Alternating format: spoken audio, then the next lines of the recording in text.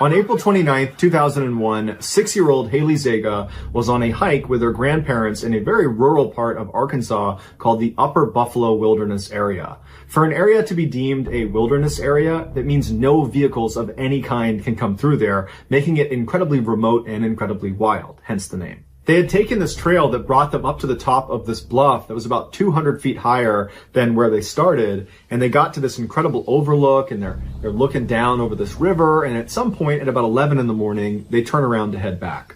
On the return trip, by about 11:30, they're making their way down, and Haley spots a waterfall that's off the side of the path, and she wants to go to it. She asks her grandparents, can we go check out this waterfall? And the grandparents kind of scope it out, and it seemed like the only way they could get down to view this waterfall would be by literally climbing a tree and descending over this cliff, and it was something that the grandparents just did not feel comfortable letting their granddaughter do, and so they told Haley, no, we need to keep going, we're not going to go check out that waterfall. And Haley, being a 6-year-old, she really wanted to see this waterfall and she wanted to get her way. And so she threw a tantrum and she sat down on the trail and she said, well, if you're not going to take me to the waterfall, I'm not going to move. You're going to have to carry me. And the grandparents were like, no, we're not going to carry you. You need to be a big girl. I need you to stand up and start walking with us. And Haley refused. And so her grandparents said, okay, we're going to leave you. And they turned around and they kept walking down the trail. Not far, and they were still totally in view, and it's broad daylight. And they would turn around expecting their granddaughter to stand up and kind of begrudgingly walk after them. And at some point she did. Haley stood up and she's like, okay, wait for me. And so she starts walking, and the grandparents are like, all right. And so they're walking ahead of Haley. And as they're walking, Haley would just slow down more and more and more. And her grandparents could tell she was doing this. She was just trying to be frustrating, and she was intentionally trying to take as long as she could. But the grandparents made sure they kept her in their view. So they would walk a little ways and turn, and she'd be right there. They'd walk a little ways, they'd turn, and she'd be right there over and over again. And then at some point when they turned, she wasn't there. And so the grandparents immediately run back up, and they're looking around for Haley, thinking she probably darted behind a tree to hide because she wants, to be a little bit more frustrating for them. And so they're kind of looking for her. They're not that worried yet. They start yelling for her, saying, come on, we do got to leave. You got to come out. We got to go. But there was no word from Haley. It was just silence, and she was just totally gone. And for the next 90 minutes, the grandparents just ran all up and down this trail screaming for Haley, and they never found her. And so they ran down and they called police. The largest search and rescue mission in the history of Arkansas was launched for Haley Zega. It included hundreds of searchers on the ground, including 8 dog teams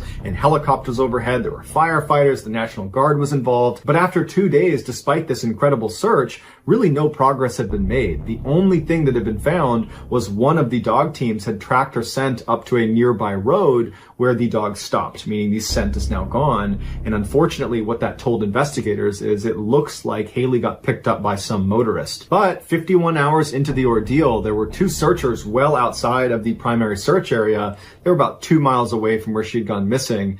They spotted her. She was sitting next to this brook with her feet dangling in the water. And when she saw them, she kind of waved and they said, are you Haley Zega? And she said, yeah. And she had a couple of scratches on her arm and on her face, but overall she seemed okay. And so Haley was reunited with her family, and then she was brought to the hospital to be observed. After Haley had regained some of her strength, investigators asked her, what happened? And she said that she was walking behind her grandparents and that she looked down. And then when she looked up again, not only were her grandparents gone, but she was looking at this wall of trees. Like she was not on the trail anymore. She didn't know where she was. And since she was only 6 years old, she didn't stop and look around or yell. Instead, she just kept walking in this direction that she didn't recognize. And she walked and walked and walked, and she never found the trail again. She said pretty soon it got dark and she slept on top of that bluff. And then the next day when the sun came up, she walked down the bluff and she made it to the river. And then she walked along the river until she found a cave where she slept for the second night. And then the next day when she got up, she was found. After she gave this explanation, investigators had a lot of questions. Like, if you were sleeping up on the bluff on that first night, then why couldn't the helicopter see you? Because that's all they were doing, was flying over the bluff, and they had thermal imaging. They could have very easily picked you up. And so they asked her, are you sure that's where you were? And she said, yeah, that's where Alicia told me to stay. And they were like, who's Alicia? And she said, oh, she's my imaginary friend. I met her on the bluff. And so immediately the investigators and the parents are like, okay, she's clearly coping with this traumatic event by creating this imaginary friend. And so they don't ask any more questions about the imaginary friend. Instead, they continue to ask questions about basically how she got from where she was lost to where she was found. And they say, okay, Haley, how did you get down the bluffs? Because there's only one way down and it can be hard to find, especially if you're off the trail. And Haley said, well, Alicia brought me to a trail and she led me down the bluffs. And she stood in front of me and made sure that I didn't fall forward.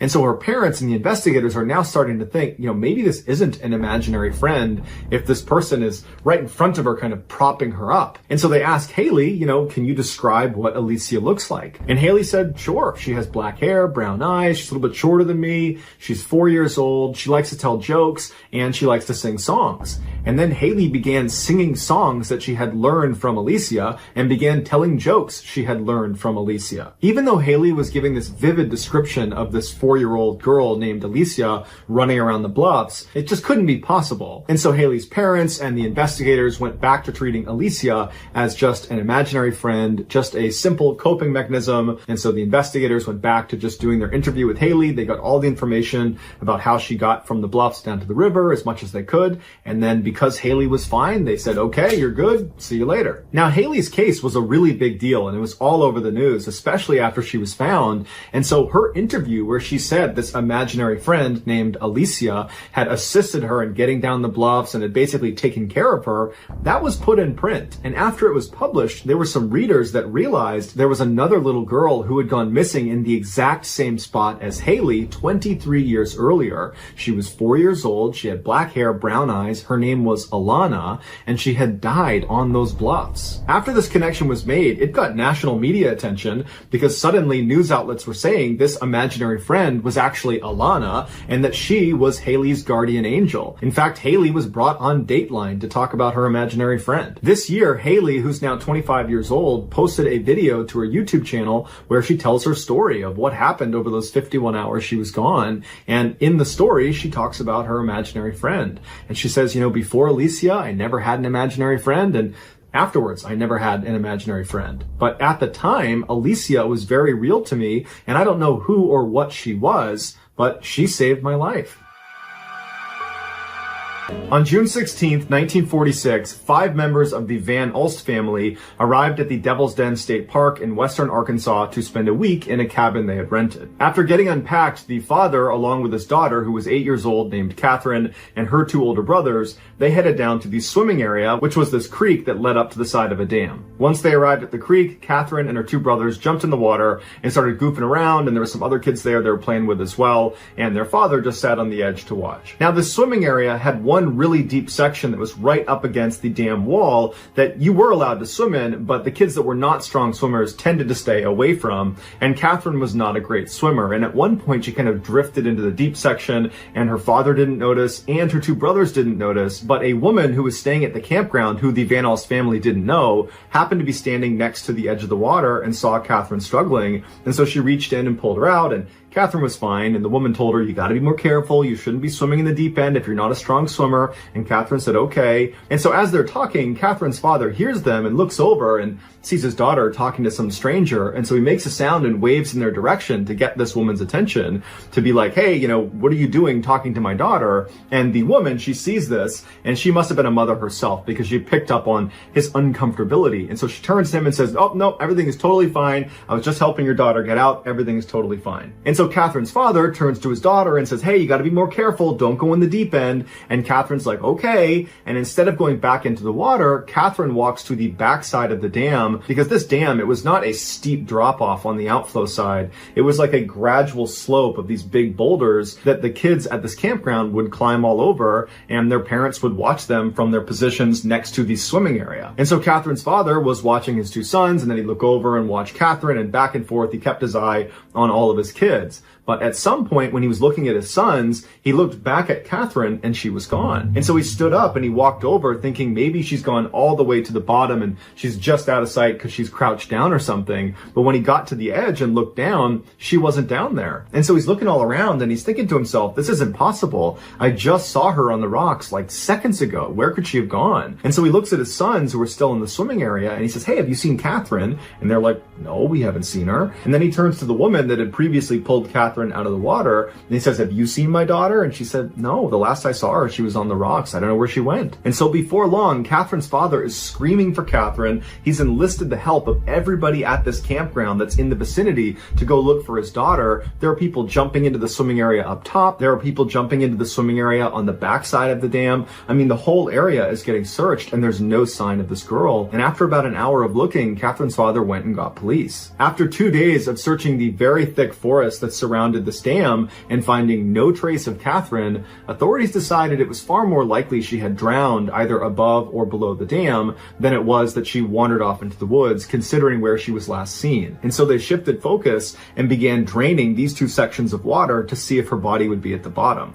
But when they were drained, she wasn't there. And so once again, they went back to searching the forest. And so on June 22nd, 6 days after Catherine went missing, a group of searchers were located 7 miles way into the forest. They were walking up this mountain and they're yelling Catherine's name. And as they're walking, they stop when this little girl wearing only a bathing suit walks out of a cave, looks down at them and just says, here I am. The searchers couldn't believe it. It was Catherine. And besides some scratches on her arms and some bug bites, she seemed like she was perfectly fine. In fact, they would say she was eerily calm. It was like she was waking up from a dream. She was reunited with her family who could not believe she was still alive. They brought her to the hospital and the doctors looked at her and said, yep, besides some superficial cuts and some bug bites, she's fine. And 2 days later, she was discharged. So this 8-year-old who's never spent any time in the woods before, this is her first exposure, her trip to Devil's Den State Park, survives on her own out in the wild for 6 days and 6 nights with only a bathing suit on. And despite there being no potable water anywhere near her where she was found up on that mountain, she was determined to be relatively well hydrated and had only lost a couple of pounds. Also, you need to understand the staggering distance she covered,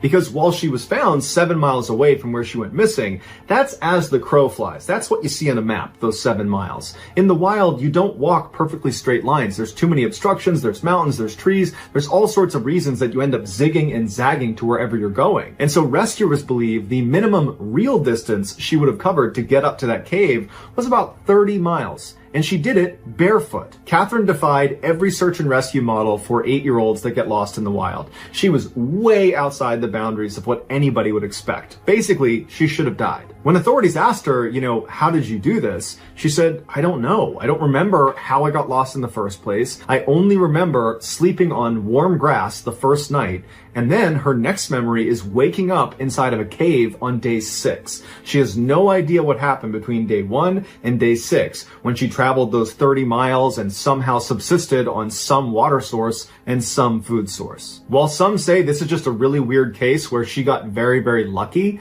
others think there was something in the forest that chased her and adrenaline kicked in, forcing her to run the 30 miles to that cave. And because it was so traumatic, she forgot the experience. But like virtually all of the missing 411 stories, we have a lot more questions than answers. In September of 2012, 53-year-old Linda Ortega went to visit her brother, Eddie Huff, in St. Joe, Arkansas. St. Joe is a very rural part of Arkansas, and it's about a mile away from the Buffalo River National Park. The park is thickly forested and mountainous, and there's hundreds of small water bodies that are strewn throughout. On Saturday, September 22nd, Linda and Eddie decided to go for a walk in the park because Eddie apparently had heard of some great fishing spot, and he wanted to go find it. In searching for the spot, they stepped off of the trail and got turned around. Now they realized they got turned around, but it's broad daylight and they figured, okay, we'll find the trail soon. But as the sun was setting, they had still not found the trail and they realized they were badly lost. Then some very strange things happened that we only have a marginal understanding of. What we know is the brother and sister were together on that first day they went missing. We know they were together the following day on Sunday, still looking around for a way out of the park, but still at the end of the day were lost. Then the next day on Monday, we know the pair separated because Eddie re-emerged out of the park, hopped in his car like nothing was going on, drove back to his house, walked inside, and his family's like, where have you been? You've been missing. We've been calling you. Where have you been? And where's Linda? And he's like, oh, everything's fine. I dropped Linda off at a relative's house. She's fine too. And his family's looking at him like, do you not understand that you've been missing for like 3 days here? And he was just trying to tell them that everything was fine. But as they asked him more questions about specifically, what were you doing? Specifically, how did you get lost? Specifically, what time did you drop Linda off? Tell us all the details. As they did that, Eddie started to realize that, oh my goodness, I actually don't know what happened. And so his family called this relative that Eddie had claimed he dropped Linda off at. And when the relative picked up, they said, no, we don't have Linda here. I've not spoken to Eddie and I've not spoken to Linda. And so the family turns back to Eddie and they're like, where's Linda? And Eddie just said, I have no idea. And so the family contacts police and a search is launched for Linda. And they look all over this park for days and days and there's no sign of Linda. And people are starting to get really worried about her. And then on Thursday, so 3 days after Eddie had reemerged from the park and 5 days after they had originally gone missing, some searchers that were on ATVs were about 2 miles away from the entrance of the park in this very thick area. And they found Linda and she was alive. And initially, just like her brother Eddie, she really had no idea what was going on. She said she didn't understand how she got where she was, and she was just really confused. And so they brought her back to the hospital and they put her under doctor's care, and she ended up being fine. But as she's laying in the hospital, she starts kind of coming to, and her memories start flooding back. And she tells the story of what happened to her, and it's unbelievable. She said she and Eddie went into the park to find that fishing spot, and at some point they stepped off the trail thinking they were going to find it, but they didn't. They got turned around, they were lost, and they were confident they were going to find the trail and get out the same day, but they didn't. And so the sun went down and they were forced to sleep out in the wild. And so the next morning they get up and they continue to look around. They're yelling for help and there's no one around. They're in this very dense part of the forest, and all day, again, they're looking for this trail and they don't find it. And so that night, again, they sleep out in the wild. Linda said her memory, starting with the next day, which was Monday, started to get really foggy. She said she woke up and for some reason she just got up and started running into the woods. She thinks it's because she thought Eddie was hurt and she was running to get help. And so it must have been around this time that Eddie, in his dazed state, got up and meandered his way successfully out of the park. Meanwhile, Linda said she was just running like a maniac into the middle of the woods, screaming for help from someone, even though she's in the middle of nowhere. And then miraculously, she says she saw a group of people way off in the distance. It looked like a group of hikers. And she started yelling for them and waving to them and trying to get their attention. And she said they all stopped and turned to look at her, but they didn't show any sign that they had actually heard her. They were not trying to interact with her. They were just looking at her. Linda said she thought that was pretty odd, but she just kept on running towards them and screaming and yelling and trying to get their attention. And she said when she got about 100 meters away from them, instead of them reciprocating waves or making a sound, they all ducked behind trees like they were trying to hide from Linda. Linda said this was the first time she felt really unsettled by what was happening, but she was desperate. She needed help, and so she just kept walking towards them. And she got to about 50 meters away when they all poked their heads out and looked out at her and then poked their heads back. Like they were not trying to interact with her. And Linda said she felt really scared and stopped and began backpedaling away from this weird group of people that are hiding behind trees. And so while keeping her eyes on the general area where she knew they were hiding, she backpedaled all the way back to about 100 to maybe 150 meters away again. And this group came out from behind the trees and continued to stare at Linda. Linda said at this point she was terrified. She didn't know who or what those things were, but they were not there to help her. And then she said her memory got really foggy because all of a sudden her next memory is her laying on the ground in this pitch black forest. Her brother's not near her, and she's hearing footsteps, and she believes it's this group of people or things that are walking towards her, but it's so dark she can't see anything. And she said all night she heard the sounds of these people or things walking around the perimeter of where she was laying, totally exposed in the middle of the forest. Linda said her memories from this point until she was rescued are all mixed together, but she said she had one memory that really stood out to her because it was so terrifying. She said on one of the last mornings she was out there, she woke up, she was laying on the ground, she opens her eyes, and it was still dark, but the sun was starting to come up. And so there was enough light that she could begin to make out the layout of the forest. And so she sat up and immediately got the sense that she was being watched, but she didn't know by who or from where it was coming. She just had this intuitive sense that she was being watched. And as she's feeling this way, she hears movement coming off to her right, and she turns, and standing next to a tree about maybe 20 meters away is this dark silhouette of a man who's just staring at her. He's got no features. He's just this shadowy figure. And so she's horrified. And then she realizes there's another one. And she looks at that one and realizes there's another one and another one and another one. They're all around her. They're all around her looking in, these dark, shadowy figures. And she's so scared. And as she's looking around at all of them, it seems like they registered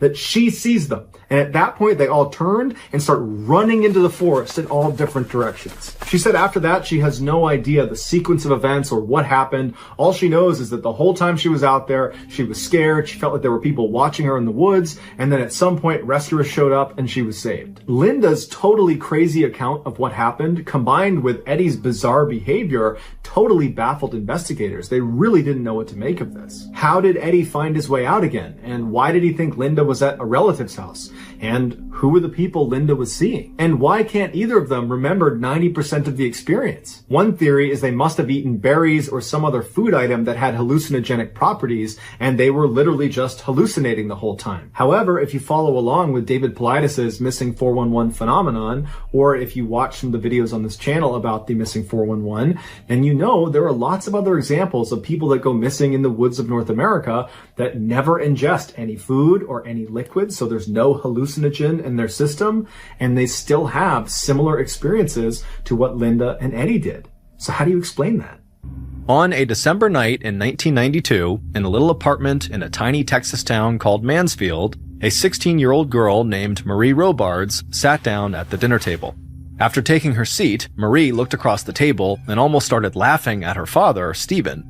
Stephen, who was 38 years old and delivered mail for a living, was 6 foot 4 inches tall with long legs and long arms, and so him trying to sit at their little kitchen table made him look like a giant trying to sit at a kid's table. Stephen saw Marie smiling at him, and he smiled back, and then the two of them sniffed the air and exchanged excited looks. Stephen barely ever cooked, so he and Marie rarely sat down at the dinner table to eat together, but tonight was going to be different. Recently, Stephen had started dating a new woman who lived in the same apartment complex as he and Marie. Her name was Sandra Hudgens, and she loved to cook, and tonight, that was what she was doing. And her Mexican feast she was preparing was filling the apartment with delicious smells. As Sandra stood over the stove seasoning tacos, rice, and refried beans, Marie began telling her father about her day at school. She said all of her classes were interesting and going well, but chemistry was her favorite class. In fact, she said she loved science in general so much that she had started thinking about going into a pre-med program when she went to college in a couple of years so she could become a doctor. Stephen knew Marie could become a doctor if she wanted to, or really anything else she set her mind to. His daughter was intelligent, beautiful, charismatic, and a highly disciplined student. So much so that on the weekends, Marie often stayed in and just did schoolwork while most of her friends and peers were out and having fun and partying. And while this certainly made Stephen very proud of his daughter that she was so studious, secretly, Stephen sometimes wished that Marie would step away from her schoolwork even for a day and just go out and be a teenager and have some fun. And lately, given what Marie was going through with her mother and Stephen's ex-wife, this secret wish of his was all Stephen thought about when he looked at his daughter. Up until just a few months earlier, Marie had been living with her mother, Beth, and her stepfather, Frank, in a nearby town. Marie and her mom had always been incredibly close. Marie often said her mom was her best friend. But Marie's stepfather was a police officer who took discipline and rules very seriously, and so he was quite strict with Marie, which often caused the two of them to argue and created a lot of tension in their household. And their living situation got infinitely worse when Marie walked in on Frank in bed with another woman. Marie already did not like Frank, but now she hated him. However, when she went to her mom and told her what she had discovered about Frank, her mom, who was crushed by the news, no doubt, still said she would not be leaving Frank. This caused a huge fight between Marie and her mom, which ended with Marie moving out of the house and into her father's apartment. Stephen was overjoyed to have his daughter living with him, but at the same time, he knew this was not really a happy arrangement. Ultimately, he knew his daughter just really felt hurt by her mother and longed for things to go back to the way they were when she and her mom were just best friends. In the kitchen, Sandra announced that dinner was ready, and she turned away from the stove and began walking over to the dinner table, her hands full of serving dishes. And right as Marie got up to help Sandra put the food on the table, the landline telephone rang in the living room. They all looked at each other to see who was going to go pick it up, and Marie said she would, and that she would tell whoever was calling that they were in the middle of dinner and they should just call back. But a few moments later, when Stephen and Sandra heard Marie answer the phone in the other room, they heard Marie start yelling at whoever was calling. And after a few moments, even though they couldn't quite tell what Marie and this other person were actually yelling about, it became clear that the other person that she was talking to had to be her mother. Eventually, Marie slammed the phone down and stormed back into the kitchen, her face bright red and her hands shaking. Stephen asked her if she was okay and, what's wrong, but Marie just took a deep breath and suddenly a calm look came over her face and she just said, "I don't want to talk about it." And after a quick glance at each other, Stephen and Sandra simply nodded, and then before long, the trio was back to chatting about Marie's schoolwork and her college aspirations. But as much as Marie wished that big yelling fight she got into with her mother could just fade out of everyone's mind, it couldn't. Because over the next couple of months, Marie and her mother would get into more and more of these types of yelling fights on the phone. And Stephen and Sandra, who often overheard these fights, would always ask Marie afterward what was wrong and was everything okay. But Marie would just continue to ask for privacy and demand they not talk about it. And for the most part, Stephen and Sandra did just that. They rarely pried, and instead just kept an eye on Marie, hoping that someday soon, the fighting with her mother would just stop. And by the middle of February of 1993, so 2 months after that first yelling fight Marie got into with her mom, it seemed like that was exactly what had happened, because the angry phone calls stopped, and Marie seemed happier and somewhat back to normal. But beneath the surface, something else entirely was going on. On the night of February 18th, so right around the time that the yelling phone fights stopped between Marie and her mom, Marie was home alone at the apartment, sitting on the couch reading from one of her science textbooks. Her father, Stephen, was out at church, and Stephen's girlfriend, Sandra, was at her own apartment nearby. As Marie flipped through the pages, she heard something bang against the front door. She wasn't sure if someone had knocked, or if maybe someone had accidentally hit the outside of their door, and so Marie just sat there for a second staring at the door, wondering if the knocking sound would start again, and after a few seconds, she heard it again. Marie glanced at her watch and saw that her father had only left about 45 minutes earlier, and normally he would stay at church for hours at a time, so this likely was not him, and Sandra was not scheduled to come by that night, so it likely was not her either. Marie waited a moment, and when she heard yet another bang, she called out to see who was there, but no one answered. After a few more moments of silence, Marie stood up and began walking over to the door, but before she could get there, the front door suddenly flew open, and her father stumbled inside, and he looked absolutely terrible. His face was pale, and even though it was cold outside, there was sweat dripping down his forehead, and his dress shirt was also drenched in sweat. Marie frantically began asking her dad what was wrong, what was going on, but all Stephen could get out was that he needed to lay down. So Marie rushed over and helped her enormous father stumble across the room until he kind of collapsed on the couch. And then once he was lying down, Marie, who was really starting to panic, told her father she was going to get Sandra and she'd be right back. And so a moment later, Marie had run out the front door into the cold night air, and she charged across the parking lot over to the row of apartments where Sandra lived, and then once she found Sandra's door, she began pounding on it. When Sandra flung the door open, wondering what was going on, Marie quickly explained that her father was very sick and they needed to do something, and so without asking any more questions, Sandra just ran with Marie back to the apartment. When they got there, they found Stephen still lying on the couch, but he was borderline unresponsive and looking much more pale than when Marie had left him. Sandra had no idea what was going on, but she knew whatever this was, it was bad, and so she rushed into the living room, she picked up the phone, and she dialed 911. The paramedics would arrive just a few minutes later, but it was already too late. Stephen had died. Shortly after his death, the coroner would conduct an autopsy and conclude that Stephen had died from a heart attack. After her father's death, Marie, who was totally crushed, moved back in with her mother, Beth, and her stepfather, Frank. Even though Marie and her mother had stopped fighting, their relationship was by no means fixed, and Marie still hated Frank. But Beth promised Marie that things would be different this time around, and true to her word, Beth made a real effort to spend as much time as she could with Marie, just like the old days. And for a time, despite the tragic loss of her father, Marie was basically happy.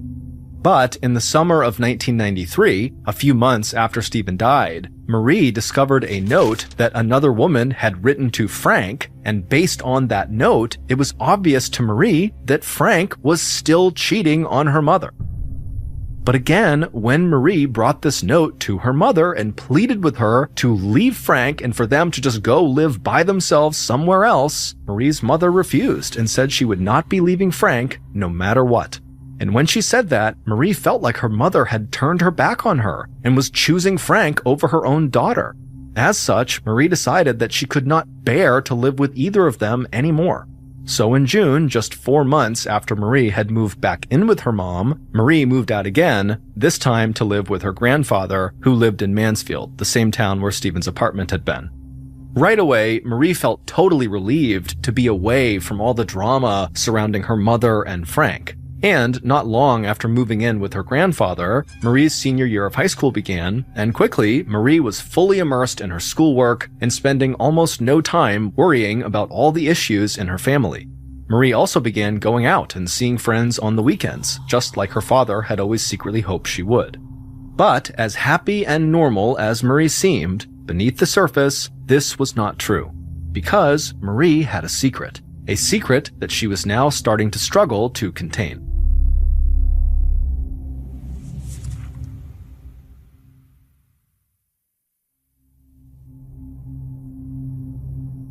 One afternoon in January of 1994, almost a year after Stephen's death, and 6 months after Marie had moved in with her grandfather, Marie and one of her friends went back to Marie's grandfather's house to study after school. The two girls walked into Marie's bedroom, took off their winter coats, tossed their backpacks on the floor, and then after talking for a few minutes about school and what they wanted to do that weekend, they both decided it was time to actually start studying. And so Marie and her friend both sat down on the floor, they unzipped their backpacks, and took out their copies of Hamlet that they were reading for their English class. Hamlet is a very famous play by William Shakespeare that tells the story of a Danish prince whose father, the king, has died. Marie and her friend discussed the plot and the characters of Hamlet, and then Marie's friend said she wanted to read out loud one of her favorite parts of the play. So she flipped through her book and found the section she was looking for, and then Marie's friend held her book up in front of her face, cleared her throat, and started reading that section out loud. Marie's friend read a part of a very intense scene where one of the characters reveals a secret he's kept throughout the play. "Oh, wretched state! Oh, bosom black as death!" the character cries out to make it clear how upset he is about this secret. Marie listened to her friend read this part, and all of a sudden, she began feeling this pit in her stomach forming. Marie's hands started to tremble, she felt a lump growing in her throat, and then she just started sobbing. Her friend who was reading was stunned, and she stopped reading mid-sentence and asked Marie what was wrong. Marie struggled to catch her breath. Then she wiped the tears from her eyes, and she looked up, and through a cracking voice, she told her friend that, like the character in the play, she too had a secret that she had never told anyone, but now she had to get it off her chest. Marie's friend was stunned at this revelation, but quickly told Marie that she could trust her, and that whatever the secret was, she was sure Marie would be okay, that they could figure out what to do together. But when Marie actually began telling the friend what this secret was, the friend's face went pale and her mouth opened in horror. Marie's secret, which had to do with her deceased father, was way bigger than the friend had anticipated. And if this was true, and the friend told anyone about it, it would make headlines around the country.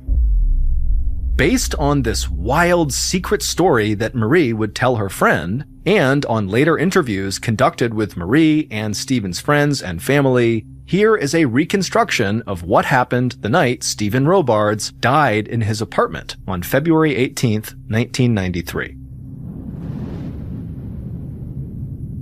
On February 18th, about an hour before Stephen left for church, a delivery person arrived at Stephen and Marie's apartment with the takeout Mexican food Stephen had ordered for dinner. After paying the delivery person, Stephen put the containers of food on the kitchen counter so Marie could begin eating, while Stephen stepped into the other room to get dressed for church. When he came back out again, he wolfed down a plate of food, gave Marie a kiss and said goodbye, and then headed out the door for the night. Once outside, Stephen got into his car and made the short drive to the church he attended in his neighborhood. He was in a great mood because he always looked forward to weeknight services. There was usually a smaller crowd than on Sundays, so it was easier for him to talk to friends and share in the community experience the church had to offer. When Stephen finally arrived at the church, he stepped out of his car and began walking towards the entrance. Even though it was a cold winter night for North Texas, with temperatures lower than 40 degrees Fahrenheit, Stephen felt warm and sweat was starting to bead on his forehead. But he just wiped the sweat away and didn't think too much about it. Stephen walked inside the church, took off his coat, and began chatting with other members of the congregation who were standing near the front door greeting new arrivals. A few moments later, Stephen had left the front entryway and made his way to a seat in one of the church's long wooden pews. Shortly after that, as the minister took his place in front of the congregation and got ready to begin the service, Stephen's vision began to blur. He felt sweat dripping down his forehead again, and now he was having a hard time focusing, like he was overtired or something. But Stephen just continued to wipe the sweat away and told himself everything was fine. But just a few moments later, he began to feel a sharp pain in his stomach. Stephen winced and grabbed at his midsection and bent over in the pew. The people sitting next to him looked worried and asked if Stephen needed any help. He told them he was okay through gritted teeth, but as he did, he started to feel nauseous, and so quickly he stood up, apologized to the people sitting next to him, and he hustled out of the row and out of the church as fast as he could. Once outside, Stephen felt the cold air hit his skin, but he was still burning up and sweating profusely. The pain in his stomach was getting worse too, but he managed to not throw up and got into his car, turned it on, and began driving out of the lot back towards home. By the time Stephen pulled into a parking spot in front of his apartment, the pain in his stomach had gotten exponentially worse, and now, on top of everything else, he was struggling to breathe. He managed to get his car door open, and he groaned in pain as he stumbled to the front door of his apartment. His hands were shaking as he raised his keys up to the lock and tried to unlock the door, but he couldn't get the keys to fit in, and he sort of fell forward and slammed against the outside of the door. This was the first loud thumping sound that his daughter would hear inside as she studied her science textbook. Stephen took a breath and then managed to get the keys into the lock and open the door, stumbling inside practically onto Marie. Marie helped him lay down on the couch, and then she ran off to get Sandra. Meanwhile, Stephen's throat began tightening up like he was being choked. And while Stephen lay alone on the couch waiting for Marie and Sandra to return, he began to convulse and foam at the mouth. And when Sandra and Marie did return to the apartment, Stephen was no longer responsive, and a few minutes later, when paramedics arrived, it was obvious to everyone in the room that Stephen was just getting worse. And so Sandra, sensing this, grabbed Marie and pressed her face into her chest so Marie would not have to see her father die. Stephen then made one final gasping sound, and then he would die. As Sandra began to cry, Marie pulled herself away from her and just stood there motionless, staring over at her now deceased father. Even though Marie's outward expression showed shock and horror and sadness, inside, Marie felt differently. She was pleased. The night had gone exactly to plan. After Stephen had put that takeout food on the kitchen counter and then stepped into the other room, Marie had rushed over to the kitchen, pulled out a folded up paper towel from her pocket that contained an odorless, tasteless white powder inside of it, and then Marie quickly sprinkled that powder into the refried beans, something she knew her father would be eating. She stirred it up so he wouldn't notice, and then she grabbed a few untainted tacos for herself, rushed back to the couch, and waited in the other room. When her dad came out a few minutes later, she watched with joy as her dad did exactly what she hoped. He began eating huge quantities of the refried beans. Afterward, he grabbed his jacket, gave Marie a kiss, and headed out the door for church, not realizing he was already a dead man. Marie had poisoned her father. But it would turn out the reason she did it really had nothing to do with Stephen. Instead, it had to do with her mother and her very strict stepfather, Frank. Frank believed it was very important that Marie, whose parents were obviously divorced, pick which biological parent, Beth or Stephen, she wanted to live with. And once that decision was made, he told her it was final. Frank did not want Marie to feel like she could bounce back and forth from one household to the other. She basically needed to commit to one family or the other, and that was it. And Frank told Marie, who was living with Frank and Beth, and so her de facto decision had been to live with them, that if Marie ever moved out to go live with Stephen, then Marie would never be welcome back to live with Beth and Frank.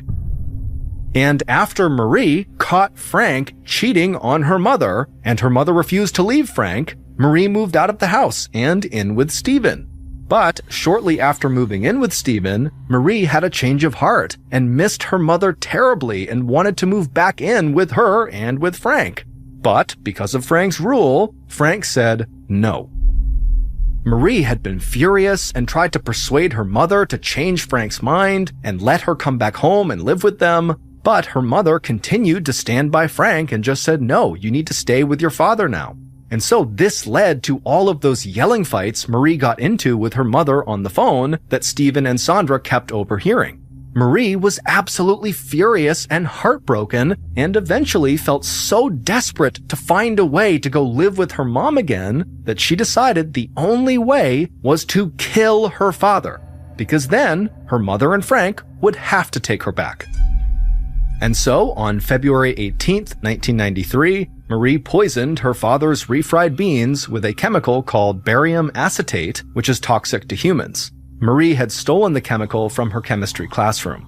The reason the coroner had not noticed that Stephen had been poisoned is because in order to detect barium acetate, you basically need to run a special test at a special facility.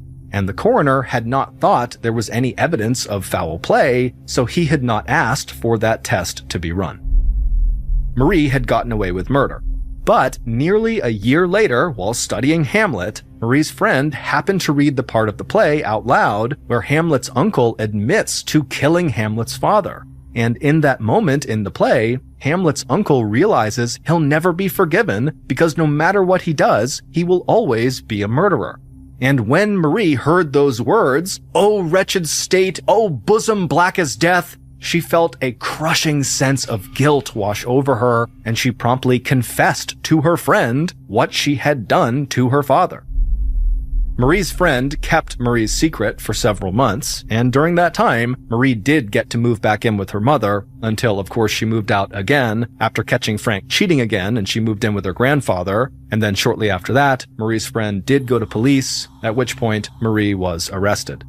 Marie was ultimately found guilty of murder and sentenced to 28 years in prison. However, in 2003, she was granted parole and is believed to still be living in Texas today under a different last name.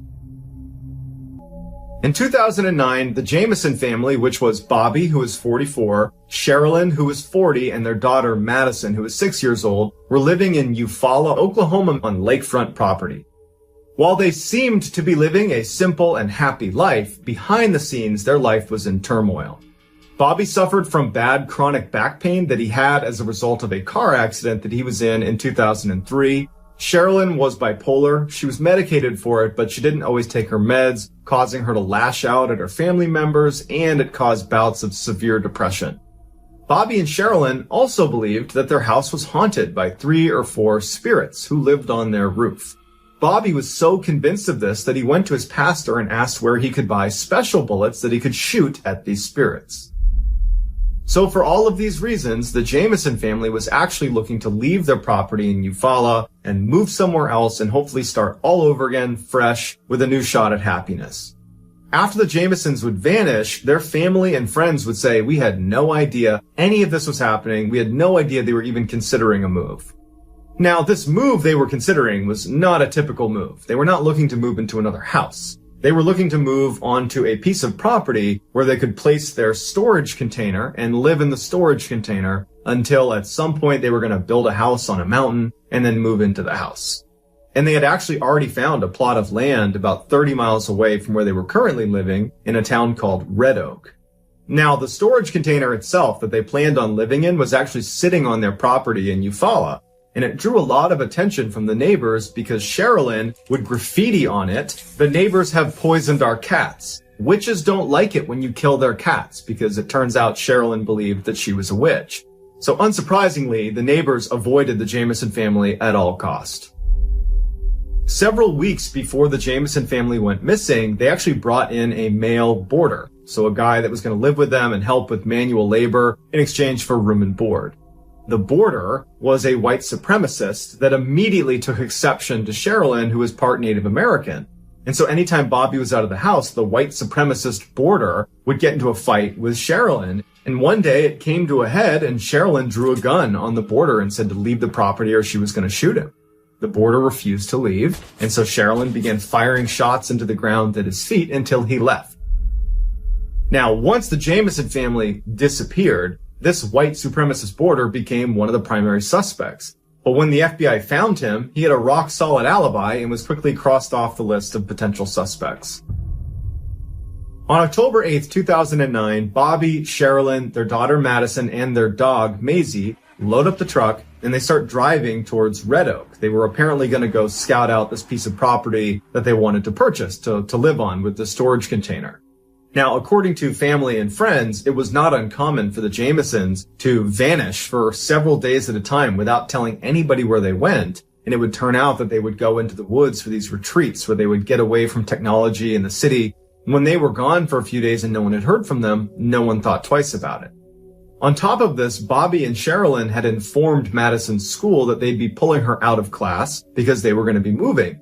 So when Madison didn't show up for school, the school did not raise any alarms because they assumed she'd been pulled out of school. On October 16th, 2009, 8 days after the Jamesons had left their house to go scout out this property in Red Oak, a couple of hunters in the Panola Mountains, which is near Red Oak, found the Jamesons' truck parked on the side of the road. Now, these hunters are in the middle of nowhere, which means the truck is in the middle of nowhere. And so as they're walking over to it, they're expecting to see the owner of the truck. But as they get over to the truck, there is no owner anywhere. They called out a couple times to see if they could get this person's attention or whoever it was that owned it, and no one came over to them. They look in the truck and they see there is this very sick-looking dog sitting on the back seat. It would turn out it was the Jamesons' dog. It was Maisie. Now, the windows were up and the truck was locked, so the hunters called the police. Police show up, they break a window, and they get Maisie out of the truck. They give her food and water, and she would end up making a full recovery. They look in the vehicle, and all of the Jamesons' personal effects are in there. Their phones, their wallets, their jackets, their clothes. Underneath the front seat was $32,000 of cash in a bank bag. Also, they found this weird letter written by Sherilyn to Bobby that was this 11-page hate letter that basically accused Bobby of being a hermit, which seems like a strange thing to ramble for 11 pages about, but either way. The police did an initial search of the area looking for the Jameson family, but they couldn't find them.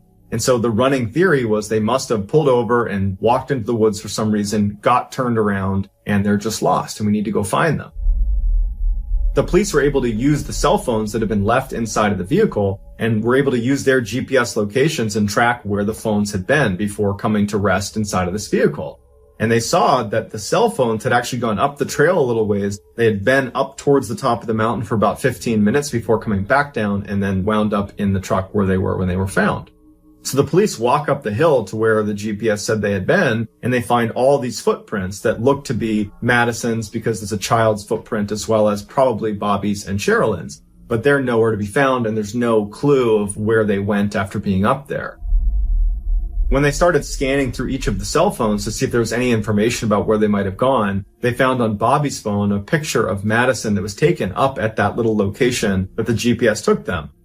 The picture of Madison has been hotly contested on the internet for a long time now. It's hard to tell in the image if Madison is happy or sad. It's also unclear based on her body language if her parents are taking the photo or if this was kind of staged by someone else.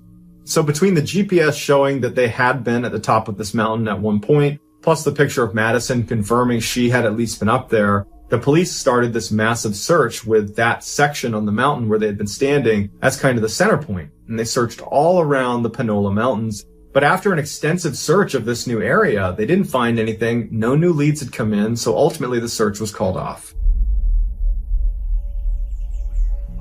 4 years later, in November of 2013, some hikers were in the Panola Mountains, about 5 kilometers, maybe a little bit less, from where the Jameson truck was found, and they come across skeletal remains of 3 individuals. It looked like 2 adults and a child. They were laying face down side by side, and it was clear that they were not complete skeletons, but there was enough there to know for sure that these are people.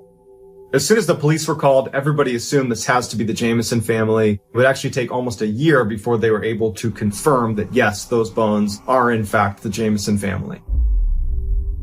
While the Oklahoma medical examiner was not able to determine a cause of death because the remains were just partial, they didn't have enough to work with, they did see that there was a big hole in the back of Bobby's skull, and there was other holes in some of the other bones that many people assumed were from bullets, but it was never determined if that actually was what it was from.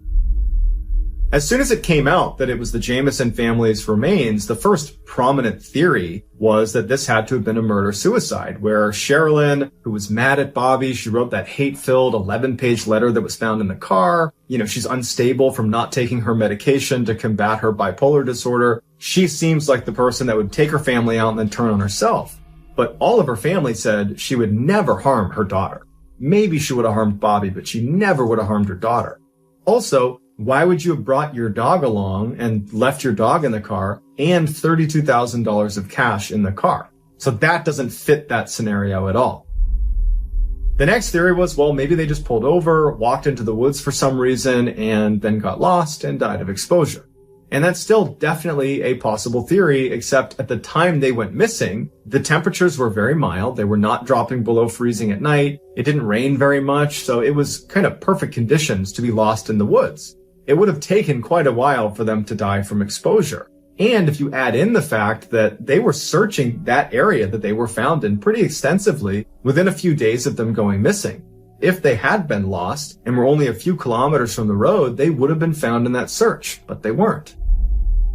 The next theory that friends and family of the Jameson family predominantly believe is they were kidnapped.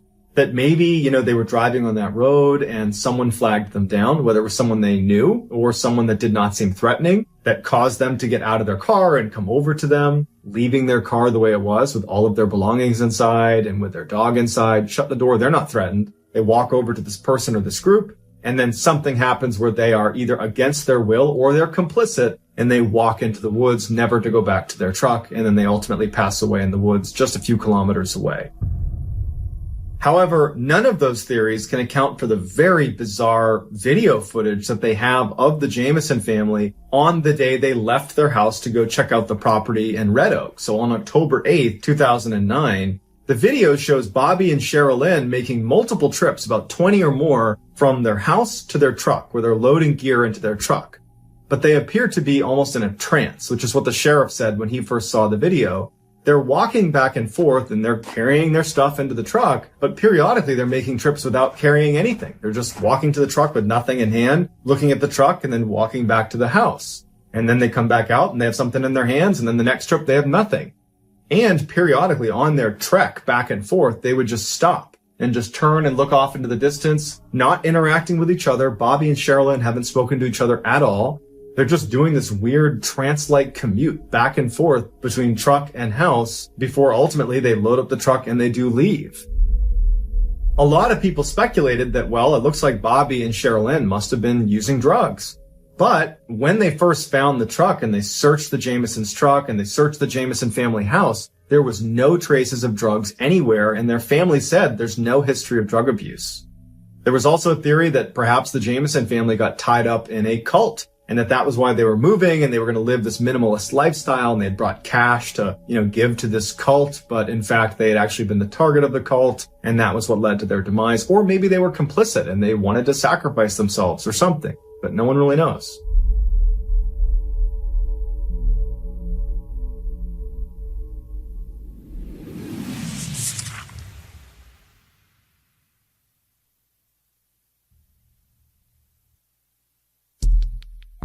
The next and final story of today's episode is called The Siberian Cabin.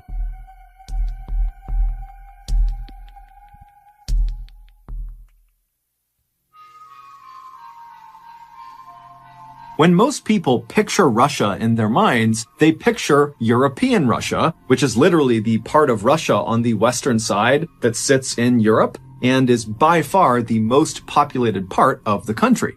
But European Russia only accounts for 23% of the total territory that is Russia. The other 77% is to the east of European Russia. It starts at the Ural mountain range and it extends all the way over 5 million square miles to the Pacific Ocean. And this vast, mostly forested expanse, which is 50 times bigger than the entire United Kingdom, is called Siberia. And Siberia is absolutely brutal.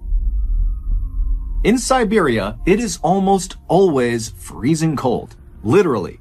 The average annual temperature across all of Siberia is 32.9 degrees Fahrenheit. So it is 0.9 degrees above freezing on average every single day. In addition to the extremely deadly weather that exists basically year-round in Siberia, Siberia is also home to a bunch of huge deadly animals, such as the brown bear, which is the same as the infamous grizzly bear in North America, the gray wolf, which by size alone makes virtually all other wolves look like little puppies. Gray wolves can grow to be nearly 200 pounds. And of course, there is the highly intelligent Siberian tiger, who is perhaps one of the only predators on Earth that is known to seek out and kill people for revenge. For example, in 1997, a hunter named Vladimir Markov was walking through a Siberian forest when he came face to face with one of these Siberian tigers, and he ended up shooting the tiger before fleeing, except the tiger didn't die. Instead, it got up and secretly followed Vladimir all the way back to his cabin, and then this tiger camped out outside of the cabin until Vladimir came out again, and the tiger pounced, killed him, and ate him. And so unsurprisingly, Siberia has an absolutely minuscule population relative to its massive size. However, there are some adventurous people out there who are drawn to Siberia for the same reasons that most other people avoid it. These adventurous people see Siberia as one of the last truly wild places on our planet, and they want to experience it for themselves. And one of these highly adventurous people was a young man named Colin Madsen. Colin, who came from a very successful American family, was a big outdoors enthusiast who at some point in his youth began researching Siberia because he fell in love with its rugged natural beauty. He quickly began researching not only Siberia, but Siberian culture and Russian culture, and also at some point he became fluent in the Russian language. Then, in 2013, when Colin was 22 years old, he left his home in Missouri and moved to Siberia. He settled in one of Siberia's few population centers, a city called Irkutsk, which is located in the southeast of Siberia and right along the edge of Lake Baikal, which is the world's deepest freshwater lake. Colin's Siberia plan was twofold. He would go to school while he was there, and he would go out and explore. And at first, his plan went perfectly. He was accepted into Moscow State Linguistic University in Irkutsk, and very quickly he made friends who were eager to accompany him on his adventures out into the Siberian wilderness. From his arrival in Siberia in 2013 to 2016, Colin did well in his studies, and he spent countless hours exploring the forests and mountainous areas all around Lake Baikal and right outside of Irkutsk.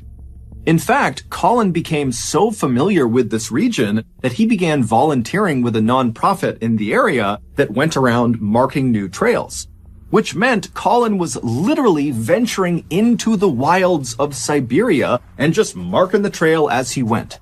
So when Colin's family heard about what happened to him in 2016, they could not believe it. In March of 2016, Colin and 3 of his good hiking friends, one was American and 2 were Russian, decided they wanted to go on a hike together. They settled on hiking to the summit of Love Peak, which was a mountain located a few hours away from Irkutsk in a small village called Arshan. This hike was nothing compared to the gnarly Siberian wilderness hikes all 4 of these guys had been on before. The trail that led up to Love Peak, it was fairly steep, but it was incredibly well marked, and all 4 of these guys had hiked it several times before. However, because Colin and his friends were so experienced at hiking in Siberia, they knew that even the easiest hikes needed to be respected, because Siberia was still Siberia. There were dangers that lurked everywhere. And so the men called ahead to the village of Arshan, and they rented one of these small rustic cabins that's in the village that sits right at the base of Love Peak, and it's kind of tucked away in this forest. And so this cabin would serve as their sort of base camp and would allow them to arrive in Arshan, get their gear together, and then when they were ready, they could begin this hike to the summit. And so a few days later, on March 27th, Colin and his 3 friends loaded up their car and they drove west to Arshan. And when they got there, they stopped at a local store and got some supplies and then made their way to their cabin. Their cabin was just a single room with a few beds inside of it. It was enough to protect them from the elements, but really nothing more. As for a toilet, the cabin didn't have one, but there was an outhouse outside that they could use. So after the friends moved into the cabin and claimed their beds and put their things down, they all sat down and began prepping their gear and eating some food and chatting. And then finally, at 2 a.m., they decided they needed to go to sleep, because their plan was to get on the path up to Love Peak by 7 a.m., which meant they needed to get up at 5 a.m. to make their final preparations. So at 2 a.m., the lights in the cabin turned off and the friends all fell asleep. And then 3 hours later at 5 a.m., when the lights came back on again, it was immediately clear something was wrong. Colin was not in his bed. His friends assumed, when they looked over at his bed and saw his personal belongings were all still there, that Colin must have gotten up and headed outside, maybe to use the outhouse or go for a quick walk, and they just hadn't heard him leaving. And so the 3 friends initially just kind of shrugged off Colin's absence and said, he'll be back any minute, most likely. And if for some reason he's not back soon, he'll certainly be back by 7 a.m. because that was the agreed upon time they would leave for this hike. But as the minutes ticked closer and closer to 7 a.m. and Colin still had not shown up or tried to call them or do anything, the friends started to worry. It just didn't make any sense that Colin would just get up and leave without telling them where he was going. Finally, at 7 a.m., when Colin still had not shown up, and the friends' cursory search of the outside area near the cabin had yielded no results, they decided they had to tell someone. And so they wrote a note addressed to Colin, and they put it on the front of their cabin door. And this note basically just told Colin, if you come back here and you see this note, know that we're looking for you. So stay put or tell someone you're here. And so after putting up this note, the friends left the cabin and they headed to the nearest police station where they reported Colin missing. The police would eventually launch this huge search in and around Arshan, both in the forested area right around the village and then also up into the mountains near Love Peak. But despite this huge effort, no one could find Colin, at least not at first.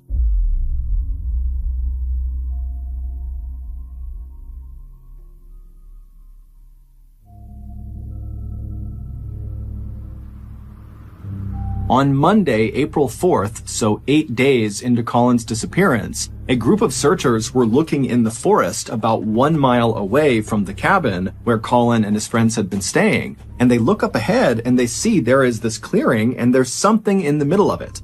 And so the searchers begin moving their way towards this clearing, ducking under branches and stepping over brush. And when they get close enough, they can see Colin is in the clearing. And Colin is deceased.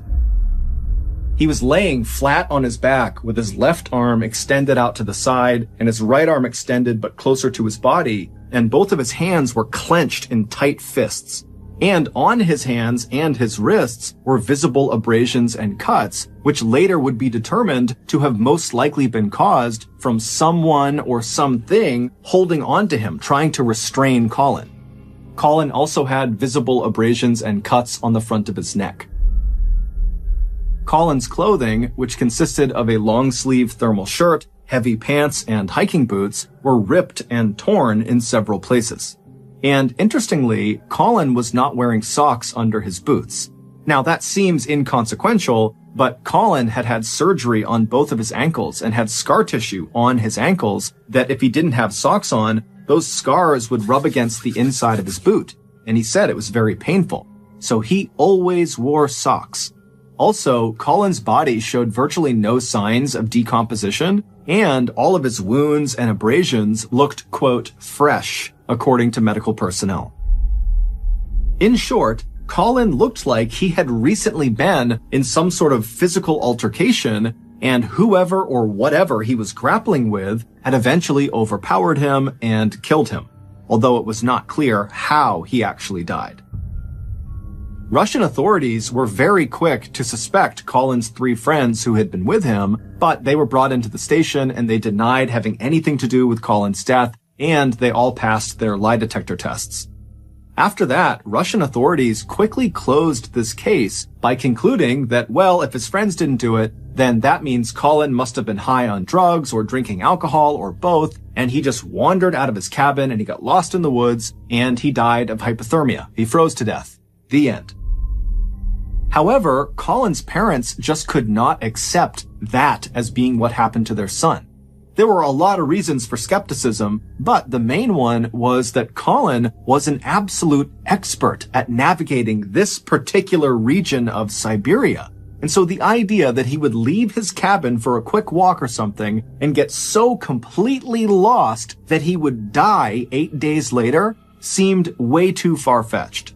And so Colin's parents hired a US-based private lab to do a review of Russia's autopsy of Colin to give their opinion if the autopsy was accurate or not. And this US-based lab pretty much immediately found that the Russian autopsy was not remotely accurate.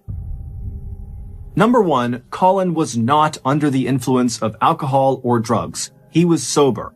Although technically he did have very small amounts of THC in his urine. THC is the chemical that is found in marijuana, but the amount was so little, it basically meant he had consumed the THC days before he went missing.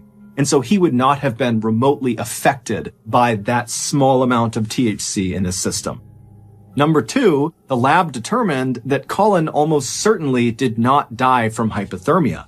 Instead, all signs pointed to Colin dying from being suffocated, meaning he was murdered, someone crushed his airway, or in some way restricted him from breathing, and that's what killed him. And 3, based on the lack of decomposition, the freshness of the injuries on Colin's body, and the lack of animal predation on his body when they found him, indicated that Colin did not just wander out of his cabin and immediately die somewhere in the forest. Instead, he was alive for most of the time people were looking for him. Meaning when they found him, he likely had died within hours of being found. And so these findings by this US-based lab kind of create a general theory about what must have happened to Colin.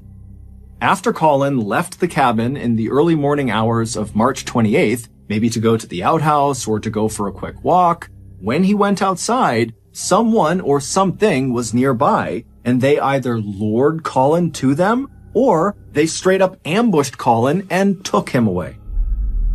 Now, we have no idea what happened to Colin after he was abducted, but we can safely assume that after being abducted and taken somewhere, he was alive, and he stayed alive for several days until on the 8th day of his disappearance, Colin was killed, likely by his captor, either at the spot where he was found, or he was killed somewhere else, maybe in the forest, and then moved to the spot where he was found. Many people believe it was the Russian government who targeted Colin, they kidnapped him, and they killed him. And their botched investigation into his death was actually a calculated cover-up. Colin had participated in at least one peaceful environmentalist-led protest in Siberia, and after the protest, Colin apparently got a written warning by the Russian police not to attend another protest. But why would Colin, who was just one of many people involved in these protests, be singled out by the Russian government and killed for his participation? And why would the government elect to kill Colin when he was with 3 of his closest friends who would immediately notice his absence? It just doesn't add up. Today, Colin's parents are still trying to figure out what happened to their son, But unfortunately, their son's case is closed in Russia, and so no one on the Russian side is talking to the parents or giving them any new information. And so as a result, they and the rest of us are left to wonder who or what was lurking in the shadows when Colin stepped out of the cabin that morning. And then where did they take him? And what did they do to him for nearly a week before they killed him deep inside of that Siberian forest?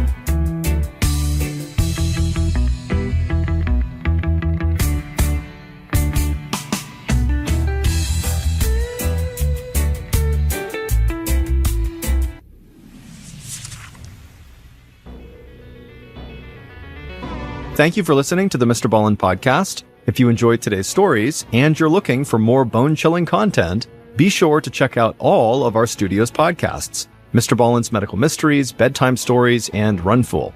Just search for Ballen Studios wherever you get your podcasts and you'll find them all.